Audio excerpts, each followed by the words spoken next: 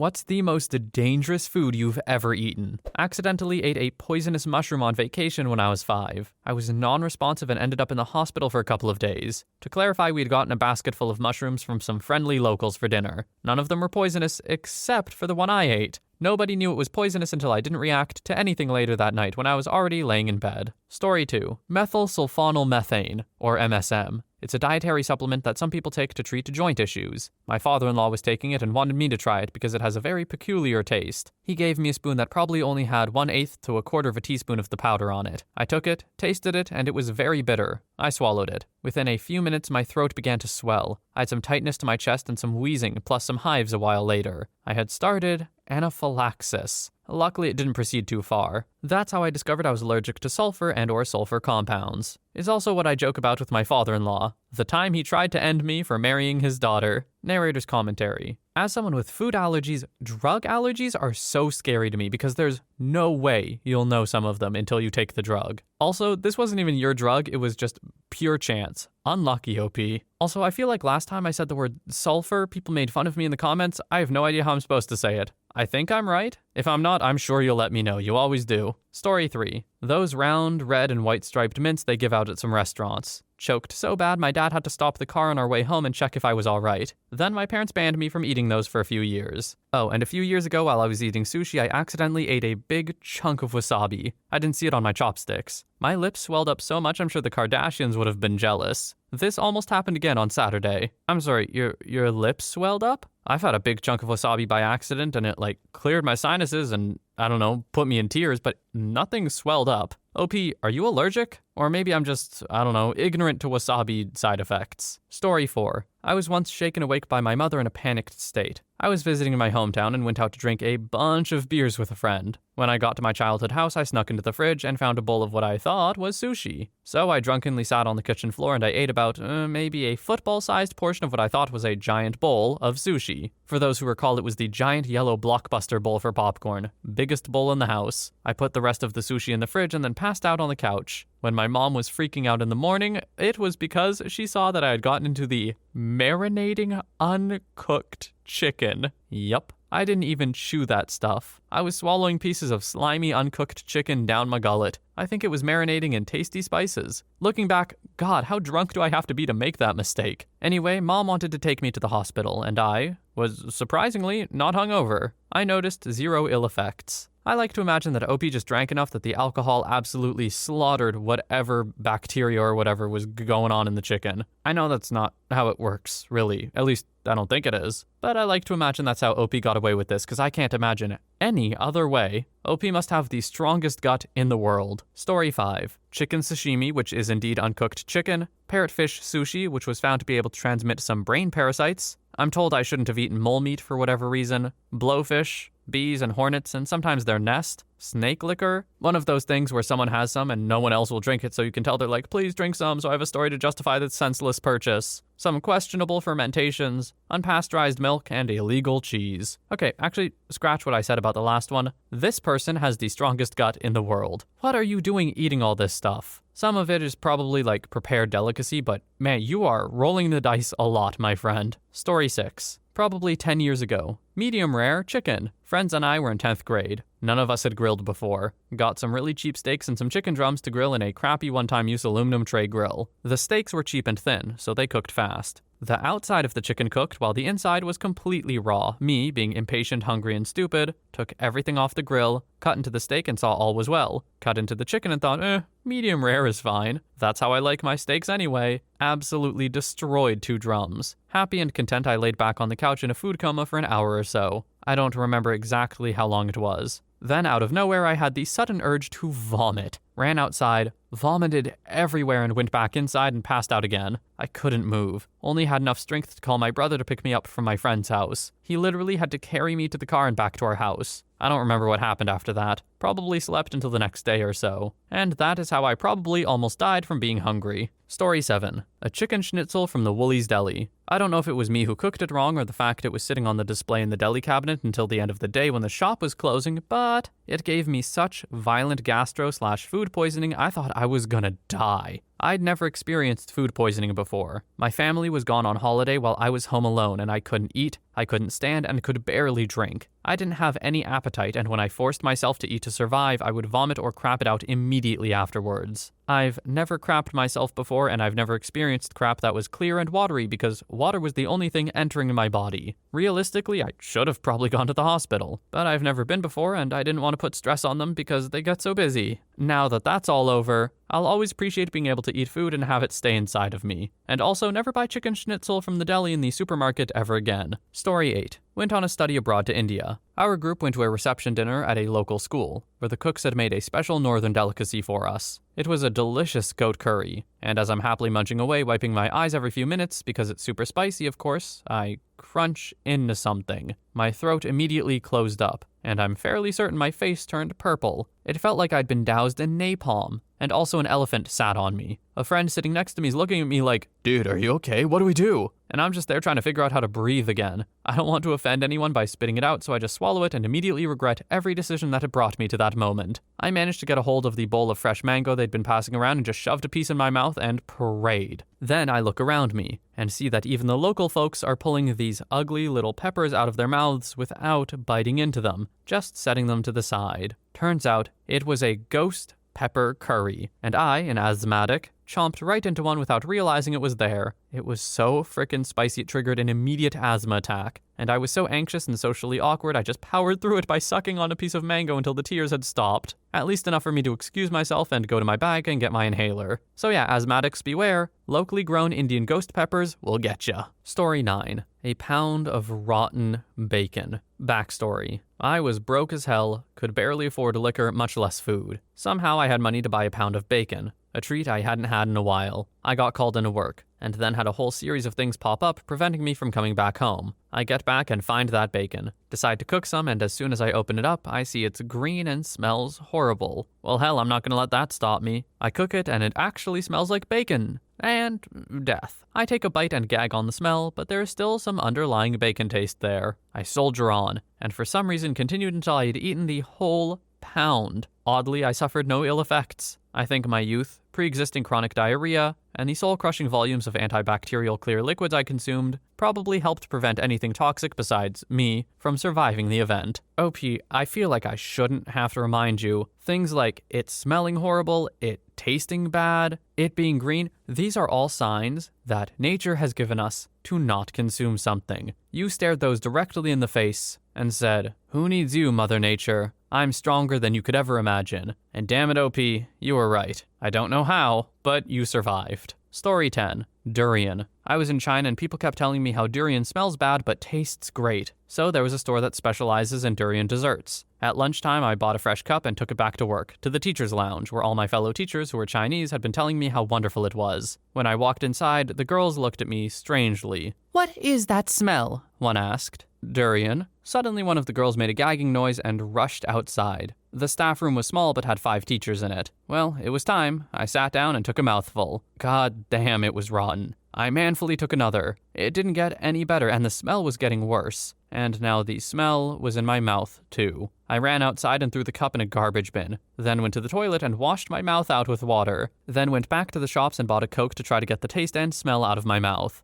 It was 2 days before the staff room stopped smelling of durian. Some people still tell me how nice it is, and maybe it is for them, but it sure isn't for me. I feel like it's just common courtesy, though, to not take bad-smelling foods into a work environment, right? Into an enclosed space you share with others? Like, OP, whether you like durian aside, and I've never tried it, so I don't know, but I feel like you just did a mean thing here to everyone you worked with. You basically microwaved fish in the staff room, but, like, times 10. Story 11. I was about 28 weeks pregnant, and we had dinner and a movie over at a friend's house. His infant son had been getting over a bad case of diarrhea. Several hours later, I started puking. I'd had bad morning sickness earlier in my pregnancy, but it hadn't been this bad. It was violent. Then the diarrhea started. Oh my god. I was on the toilet with a trash can in my lap. When I lost bowel control, we went to the hospital. The triage at the women's center spent a while trying to get me an IV because I was so dehydrated. Then we came to a dilemma. They wanted to give me glucose in the IV, but they didn't know if I had gestational diabetes. I'd been tested a few days before but hadn't gotten the results. They called the lab to get the results, but it was the middle of the night. Someone had to be woken up and sent out there. It was taking forever, and finally they went ahead and hooked it up. Not 3 minutes later, a nurse came sprinting into the room.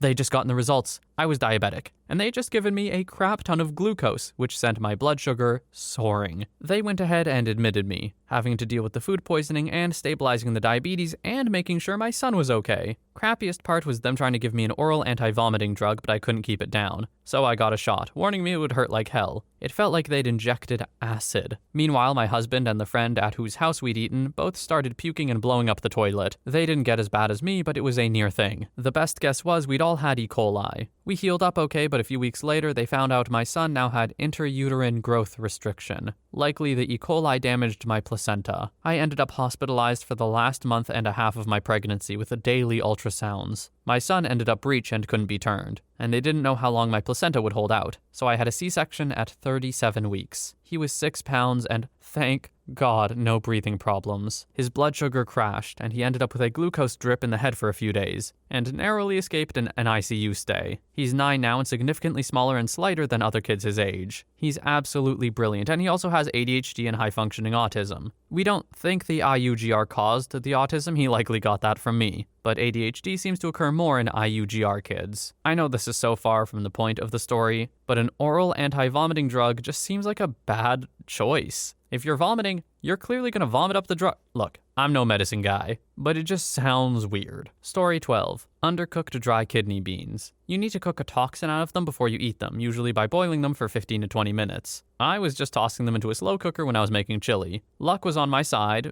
until it wasn't. Imagine, if you will, a case of food poisoning. Usually it lasts for about a day or so until your body has cleaned house. Compress that entire experience into 4 hours. I buy canned beans now. Story 13. Bandeja paisa in Bogota, Colombia. The dish itself is fantastic. Just a crapload of beans, eggs, meat, avocado. If you know, you know. I was working in Bogota, but didn't know the areas incredibly well. We met this dude at one of the jobs, early on, before I learned how to be more careful, who said he wanted to take us to a specific restaurant at a specific time. We got there, ordered, and then an unusual amount of people started leaving the restaurant at the same time. Our driver, local friend well vetted by the organization I was working with, pulled one of us to the side and said we needed to leave right now. We listened to him and left immediately, so I'll never 100% know, but what he told us later is that the guy we met was setting us up to get robbed. The driver was a little suspicious of the dude to begin with, but wasn't sure until people started leaving the restaurant. A couple weeks later, an American got robbed and ended like 2 blocks from there. Could have been unrelated, but still spooky. Story 14. Flashbang hot sauce. I did a challenge with it and ate about half a teaspoon. At first, when the room started spinning and my ears started ringing,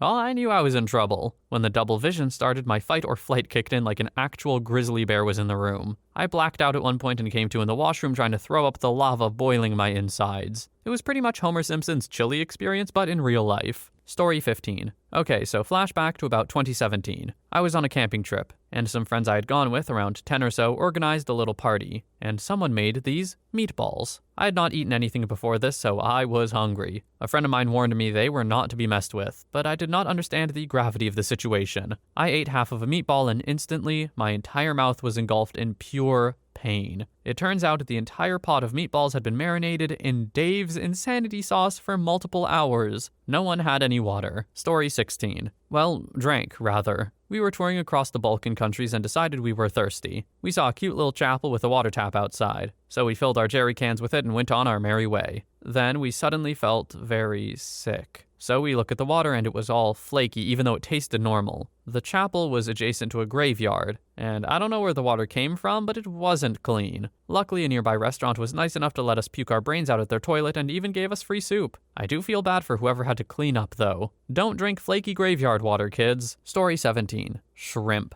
I've always had an aversion to seafood. Just the smell makes me feel nauseous, so I haven't tried most of it. One day I finally said screw it and tried shrimp. Just one piece. I could barely get it down. It was nasty. As I swallowed, it was so bad it was almost as if my throat was closing to keep this offensive thing out. Turns out, my throat was swelling shut. It and my mouth and lips were itchy and I was having problems breathing. Anyway, that's how I discovered I have a shellfish allergy. And me getting nauseous at the scent of seafood was probably my body warning me way before I knew I shouldn't be touching that stuff. Story 18. This was at a potyard nursery. I used to drink water with an inordinate amount of turkey manure in it. Because it was everywhere, it got into everything. Also, 50 people shared the same cup, which always had turkey manure in it. You'd bang it against your leg and refill the cup. No one ever got sick somehow. This wasn't processed manure, just the regular stuff. It stank to high hell, but water is water. It got to the point where I preferred the taste of water with turkey crap in it over clean water. I can't believe none of us got sick all summer. Also, my lunch was a half gallon of chocolate milk and 3 cigarettes, so it's not like I was eating healthily. I have to assume I was getting all my vitamins from the turkey crap. Story 19. It didn't seem it at the time, but thinking back on it, it was probably extremely unsafe. My family volunteered at summer camps when I was in my adolescent years, but because I wasn't old enough to do many jobs, my days were usually spent messing around with the other employees' kids. This was in rural Wisconsin, and during my redneck years, so this usually consisted of playing with the camp vehicles and fishing. One day, one of the guys my age and I decided to head out into the woods with his BB gun. We ended up walking up to the edge of the lake the camp was on and saw a bunch of frogs hopping around. He decided that we should shoot some, but I don't feel right about murdering animals for sport and only do it for food. After we had nailed a few frogs, we grabbed them and rode our bikes back to his house a couple miles from the camp. With no adult supervision at all, we decided it would be a great idea to cook and eat the frog legs. So we started a fire, chopped the legs off, then cooked and ate them. These weren't small frogs either. These were large, gross bog frogs that probably carried more diseases than plague rats. By some miracle, we didn't get sick, but we did discover they taste a lot better when you add salt. Story 20. A chocolate chip cheesecake. Simple enough. It comes to the table and it looks much darker than a normal cheesecake, so I ask, what makes this dark? Does it have nuts in it? And the waiter goes to ask the kitchen. When he returns, he says, nope, no nuts. My brother and I both take a bite as I hear a waiter at another table mention the peanut butter chocolate chip cheesecake they have for dessert today. Before I knew what was happening, I had swallowed the bite and immediately saw my life flash before my eyes. Being deathly allergic to peanuts, I hadn't had an encounter in my entire 21 years of life until then. Thankfully, I got to a hospital in time and lived to tell the tale. Restaurants are usually way more careful about that stuff, especially if you ask. Like specifically, hey, does this have nuts in it? The fact they didn't is a red flag for a restaurant for me. I'm sorry you went through this, OP. That is genuinely a near-death experience. Story 21.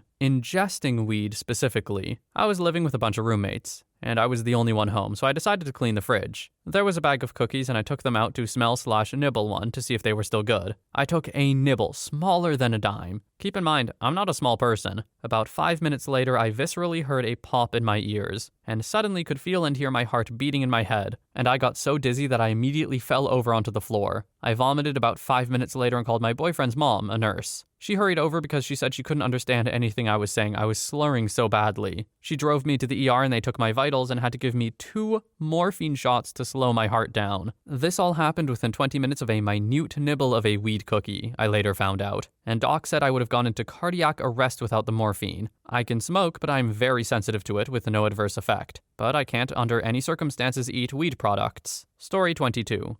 Bees? Not necessarily in the food pyramid, but I'd eaten them nonetheless. There was myself, age 3, female, and 2 older brothers, age 4 and 6. We were at the babysitter's one evening. We were all playing in the backyard with the water hose when the babysitter went inside to take a phone call. This was 1987, so I imagine the cordless phone didn't really have good reception. That's when my oldest brother thought it would be a good idea to spray the beehive with the water hose. Once the bee started getting angry, he booked it inside, while me and my other brother were trying to fight them off. He was getting help, by the way. I don't remember how it ended, but I know my brother and I ended up in the hospital from 108 to 112 stings, including inside our mouths. Luckily, I've been stung since as an adult and nothing really happened. So I guess it's my superpower now. I can just imagine the parents' reaction to that. Learning your kids were left with a babysitter and came back with over 100 bee stings. I do think it's partly the babysitter's fault. You should be watching the kids at all times, especially when they're that young. But also, it was 1987.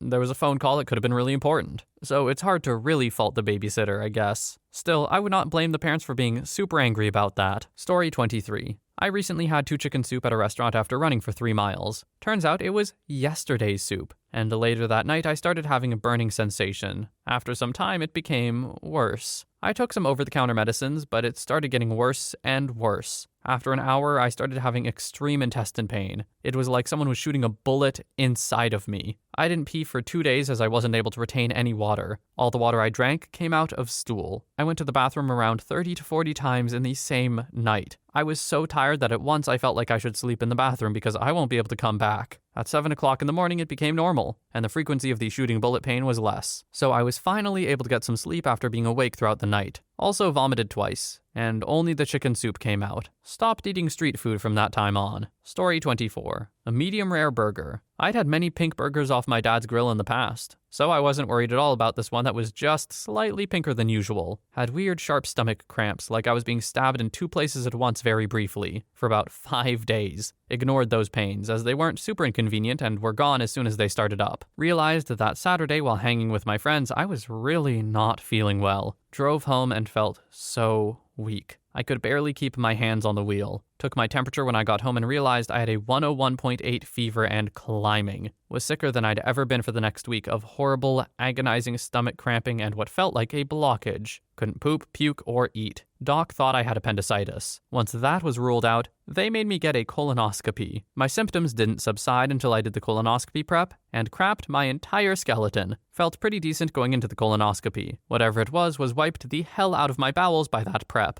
Post-procedure, the doc told me it looked like I was recovering from a severe infection, but they didn't find anything concerning in my bowels. Story 25. My buddy introduced me to the god spread known as Nutella. Unsurprisingly, we finished 12 bagels, and the last drop of this delicious treat that night. I still remember that night, fueled by chocolate delights. Naturally, as soon as I left, I bought a jar of my own, only to feel my throat close around the second or third bite. Seems you need to be introduced to a food for your body to decide if it wants to be allergic to it or not. Ironically, the allergy test I took years later relieved me of my other favorite snacks: pistachios, cashews, almonds, and peanuts. All things I'd eaten on a practically daily basis until this moment. But I still wonder, if I'd been allergic to peanuts my entire life as I demolished them, why did hazelnuts work so much faster? Story 26. At some point when I was an infant, my parents gave me some applesauce. I had a really bad allergic reaction and almost died, so that might count. What might also count is in kindergarten, my teacher made her special homemade applesauce. And when she was about to give me some, I dutifully told her I was allergic. She thought I was